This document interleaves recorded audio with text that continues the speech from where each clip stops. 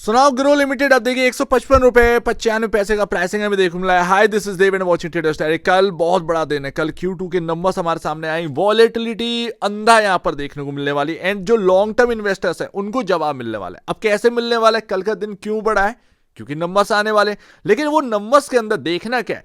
देखिए होता क्या है कि आईपीओ से पहले ना कंपनियां अच्छे नंबर्स बहुत ज्यादा दे रही हैं आज के टाइम, उसके बाद आने वाले क्वार्टरली नंबर्स कुछ खराब देखने को मिल रहे हैं। कई सारे सवाल भी उठते हैं, लेकिन उन सवालों को कोई मतलब नहीं रहता। सीधी सी बात है, उन पर आप बोलोगे क्या, भाई मेरे नंबर्स अच्छे आए थे अब मेरे नंबर्स खराब आ रहे हैं, तो उससे उनको कोई परवाह है नहीं है। मार्केट में कौन इस चीज को देखेगा, तो जाहिर सी बात है ये सारी बातें वो सीधी सी बात है, प्रॉफिट एंड लॉस का स्टेटमेंट लगता है पूरा बना हुआ जो ऑडिटर से होता है, वो यहां पर ना आपके डॉक्यूमेंट जमा हो जाते, तो उसमें कोई भी आप ये कहें कि चूक और भूल ये सब है ही नहीं। जो वो कर रहे हैं वो ठीक कर रहे हैं, लीगली कर रहे हैं, लेकिन जैसे ही लिस्ट हो जाता है उसके बाद जो क्वार्टरली नंबर्स आते हैं वो खराब आते हैं, मोस्टली ये देखा गया है। अब यहां पर क्या होने वाला है पता नहीं है, बट एक्चुअल बेसिस पर कल ये हमें जवाब मिलेगा। इन लॉन्ग टर्म इन्वेस्टर्स जो यहां पर ना सोच रहे थे उनको भी यहां पर जवाब मिलने वाला है। अभी आपके दिमाग में ये होना चाहिए, ना तो नेगेटिव सोचिए ना प्लस में सोचिए, नंबर्स आने दीजिए, उस हिसाब से यहां पर ना आपको डिसीजन लेना है। जाहिर सी बात है, मैं ऑलरेडी आपसे कहा था कि 150 ये आपका बहुत इंपॉर्टेंट जगह होगी, उसके इर्द गिर्द ही वो गिरावट रुकी है।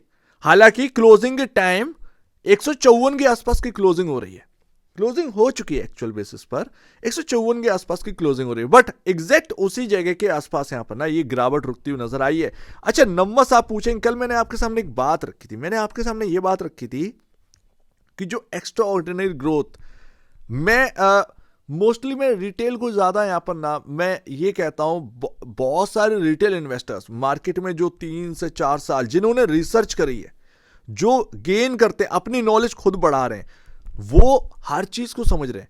लेकिन जो सिर्फ वो सब सुनते हैं या फिर जो एक दिमाग लगा रहे थे 100 वाला स्टॉक है भाई कर लो आज के आज, कल देखना ये कंपनी का नाम बहुत बड़ा है भाई साहब, ऐसा रोला होने वाला है कि पूछो मत, एंड वहीं पर सारी चीजें खराब हो जाती। तो वो इन्वेस्टर एक तरफ हो गए, जो पढ़ा लिखा और वो समझदार इन्वेस्टर है वो एक तरफ हो गया। अब है क्या है, कल मैंने आपके सामने एक बात रखी थी, आपको देखना क्या है नंबर्स में। नंबर्स 2024 2023 2022 मार्च के पूरे साल में कुछ नहीं किया गया, बट 2025 मार्च का जो नंबर है वो हमारे सामने, सेल्स का नंबर अच्छा खासा ग्रो हुआ, बट जो एक्सपेंसेस है वो पिछले साल के कंपैरिजन एकदम कम हो गए। मतलब समझ रहे हैं ना कि सेल्स का नंबर बढ़ा तो यहां पर कहीं ना कहीं थोड़े से एक्सपेंसेस इंक्रीज होने चाहिए थे, लेकिन उल्टा यहां पर ना वो एक्सपेंसेस यहां पर ना कम और हो गए जैसे तैसे। तो 2530 करोड़ का प्रॉफिट, ऑपरेटिंग प्रॉफिट हमें देखने मिला, मार्जिन जो है वो सीधा 62% पर लगा जाके, एंड दैट्स वाई यहां पर ना सब लोग चिल्लाने लगे हैं कि यहां पर ना ग्रोथ ग्रोथ ग्रोथ। तो आने वाले क्वार्टरली नंबर्स बताएंगे एक्चुअल बेसिस पर कहानी क्या है, ना प्लस में लेकर चलो ना माइनस में, जो नंबर आए उस हिसाब से तय करना है। सिंपल सी बात है, कोई हेट नहीं, कोई यहां पर बो वाली बात नहीं है कि भाई क्या ही है कंपनी है ठीक है वगैरह वगैरह, वो सारी चीजें एक तरफ, ये सारी चीजें एक तरफ। कल देखिए ट्रेडिंग वॉल्यूम घट गया, ट्रेडर अब मोस्टली दौड़ने लगा है बाहर। 2 से 3 दिन ट्रेडिंग वॉल्यूम बढ़ने वाला है, कल जब नंबर्स आएंगे उसके बाद रिएक्ट करेगा, तो 2 से 3 दिन ट्रेडिंग वॉल्यूम बढ़ने वाला है। लेकिन जो अभी तक ट्रेडिंग वॉल्यूम थे उनके कंपैरिजन कल के दिन, क्योंकि कल सीधे गिरावट ही लगी है उसके बाद तो ट्रेडिंग हुई ही नहीं है, तो वो ट्रेडिंग वॉल्यूम जो है वो लो रह गया, ये बात है यहां पर। बाकी जो गिरावट 10% की आई तो थोड़े से इन्वेस्टर्स यहां पर आगे बढ़कर आए, 96,740 करोड़ का मार्केट कैप अपने को देखने को मिल रहा है। एंड यहां पर सिंपल सी बात है, मैं ऑलरेडी आपसे रखा था, आपका कॉम्पिटिटर जो पीयर कंपैरिजन है वो यहां पर लिस्टेड है, आप उससे कंपेयर करके देखिए ना, देखिए सारी चीजें मैंने आपको एक डिटेल में रखी थी, एक डिटेल में रखी थी कि क्यों इतनी वैल्यू यहां पर ना प्रोवाइड करी जा रही है मार्केट की तरफ से, क्यों।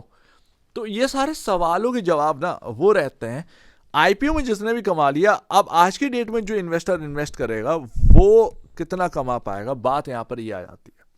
मेरे हिसाब से आज की डेट में जो कंपैरिजन चल रहे हैं, कई सारे आर्टिकल आज की डेट में बन रहे हैं, ग्रो वर्सेस एंजल वन, ठीक है ना, तो वो आर्टिकल इसलिए निकल के आ रहे हैं क्योंकि अब पीयर यहां पर ना देखने लगे हैं लोग, पहले कुछ नहीं देखा, अब पीयर्स कंपैरिजन यहां पर ना देखने लगे हैं, तो वो यहां पर ना बात मैटर करती है।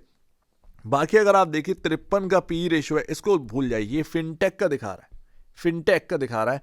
एक्चुअल बेसिस पर फाइनेंस स्टॉक ब्रोकिंग में ये कंपनी आती है, क्योंकि स्टॉक ब्रोकिंग का ही काम है, अदर वदर का काम जो भी है, लेकिन मोरली स्टॉक ब्रोकिंग का ही काम है। तो उसके अंदर जो पी रेशियो, जो एंजल वन का इंडस्ट्री पी देखने मिला, वही हमको देखना चाहिए, अदरवाइज फिनटेक का नहीं देखना चाहिए।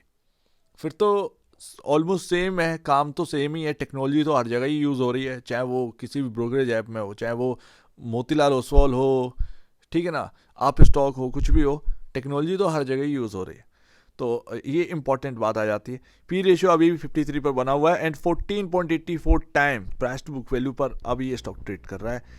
यहाँ पर अगर आप देखेंगे एंजल वन में 25,000 करोड़ का मार्केट कैप, आपका 96,000 करोड़ का market cap and 4.41 time price to book value पर है। एंड ध्यान रखिएगा, आने वाले क्वार्टरली नंबर्स ब्रोकरेज कंपनीज के अच्छे होने वाले, क्योंकि एफएनडो वॉल्यूम जो है वो वापस से आने, लेट्स ही देखते हैं यहाँ पर क्या रहता है। बट यहाँ पर अगर आप देखें 32.76 का पी रेशियो एंड 4.41 टाइम का प्राइस टू बुक वैल्यू देखने को मिल जाता है। एंजल वन स्टॉक के जो इन्वेस्टर्स हैं उनके पास ज़्यादा पॉसिबिलिटीज आज की डेट में है। ग्रो के आईपीओ ने ये समझा दिया कि यार जो लिस्टेड प्लेयर है आपका वो काफ़ी चीपर वैल्यू पर मिल रहा है। एक अच्छी बात ये हो जाती है ऐसे आईपीओ से। तो देखिए यहाँ पर जो भी इन्वेस्टर्स हैं, जितना भी इन्वेस्टर, कल बहुत डिटेल में आप यहाँ पर ना क्वार्टरली नंबर्स को एनालाइज करिएगा, ज़्यादा बेहतर है, ठीक है ना। ज़्यादा बेहतर क्यों है? क्योंकि मैंने ऑलरेडी आपको बताया था कि एक्सपेंसेस 2025 मार्च के जो भी बने हुए हैं पूरे साल के expenses compare two year on year basis पर बहुत कम है, एंड उसकी वजह से जो बेनिफिट मिला है अब वो क्या कंटिन्यू करता है, ये मैटर यहाँ पर ना आता है निकल कर, ये बात यहाँ पर निकल कर आती है। सो लेट्स सी देखते हैं। ध्यान रखिएगा ऊपरी में 180 तक की जगह ओपन हो सकती है इस स्टॉक के अंदर, बट अभी यहां पर ना 150 रुपए को ध्यान रखिएगा, कल क्वार्टरली नंबर्स आने दीजिए, देखते हैं यहां पर क्या है। बट नीचे में 150 आपका बहुत अच्छा सपोर्ट की तरह काम करेगा, ऊपर 180 तक की जगह यहां पर ना बनती है। अगर तेजी आती है कुछ तो वो 180 तक की यहां पर जगह बनती है, बट नीचे में 150, ये ध्यान रखिएगा। सो उम्मीद है ध्यान रखिएगा। देखिए मेरी बात को अदरवाइज मत ले जाइएगा कि आप ये सोचें कि आप नेगेटिव या वगैरह वगैरह। देखिए जब ये लिस्ट हुआ था, चल रहा था, मैंने आपको बहुत बचाने की कोशिश करी, मैंने आपको यही समझाया कि खेल जो है ना वो ट्रेडर कर रहे हैं। ओला स्टॉक के अंदर भी यही खेल हुआ था जब लिस्टिंग हुई थी। 100 रुपए के अंदर जो भी स्टॉक आएंगे पहले तो उसके अंदर खेल होगा तगड़ा, ट्रेडर कम्युनिटी का बहुत तगड़ा खेल होता है। ओला हुआ, बजाज हाउसिंग फाइनेंस, सब लोग पूरा मार्केट उतारू था। जैसा आज की डेट में ग्रो का आईपीओ था, ग्रो पर तो तवज्जो भी नहीं थी लोगों ने। आप देखें बजाज हाउसिंग फाइनेंस पूरा मार्केट तुला हुआ था, क्या कंपनी आ गई, कितना सॉलिड यहाँ पर ना वो आपका जो सब्सक्रिप्शन है तो वो देखने को मिला था, उस तक के अंदर खेल हो गया। आज वो 100-105 रुपए पर, 190 वाला। तो समझ रहे हो ना ये बात, यही मैं समझाने की कोशिश कर रहा था। एंड लास्ट में निकल कर क्या आया, जब ये स्टॉक टूटा फर्स्ट डे, जैसे ही आपके सामने टूटता हुआ नजर आया, टीवी पर भी यही बात चल रही थी कि ट्रेडर का हाथ बहुत बड़ा है इस स्टॉक को तेजी में ले जाने में। तो वो मैं आपको कब से इसलिए कह रहा था कि एटलीस्ट आप अपने बुक करने की जगह ढूंढ लें, एटलीस्ट आप बुक करने के लिए जगह ढूंढ लीजिए। कम से कम आपके दिमाग में एक चीज ये रहेगी कि हाँ कहीं ना कहीं ट्रेडर का खेल है, पॉसिबिलिटी यही है जो मुझे रिटर्न मिल रहा है थोड़ा सा बुक कर लिया जाए। बुक करने की जगह तुम्हारी है, कहाँ बुक करना है, तो बात यहां पर ही आ जाती। तो एटलीस्ट मैंने कोशिश करी, कोई हेट नहीं है, कुछ नहीं है, कंपनी का कोई रोल नहीं है भाई, स्टॉक मार्केट में लिस्टेड है, इन्वेस्टर और ट्रेडर ही स्टॉक को चलाते हैं, गिराते हैं, सीधी सी बात है। उसमें किसी भी कंपनी का कोई भी रोल नहीं है। इवन अगर आपकी कंपनी आप लिस्ट करवा देते हैं किसी दिन और आपका भाव वो और भी ज़्यादा ऊपर लेकर जाते हैं तो भी आपका उसमें कोई लेना देना नहीं है, क्योंकि वो अब मार्केट में लिस्ट हो चुका, अब वो उस हिसाब से चलेगा, मेरा यहाँ पर कोई लेना देना नहीं है। तो ये बात यहाँ पर आ जाती है। सो उम्मीद है काफ़ी कुछ आपको समझ में आया होगा। अपने ब्रोकर एडवाइस से जरूर यहाँ पर सलाह लीजिए कि करना क्या चाहिए। कल के Q2 के नंबर्स वो आपको एनालाइज करने काफ़ी ज़्यादा। सो उम्मीद है काफ़ी कुछ आपको समझ में आया होगा। एक बार निवेश से पहले, आप एजेंट्स पहले अपने ब्रोकर एडवाइस से जरूर सलाह लीजिएगा। खुद की स्टडी करेगा, उससे बेहतर कुछ भी नहीं है, खुद की स्टडी में मस्ट है। तो आप दीजिए मुझे अपनी देखिए, बहुत धन्यवाद दोस्तों।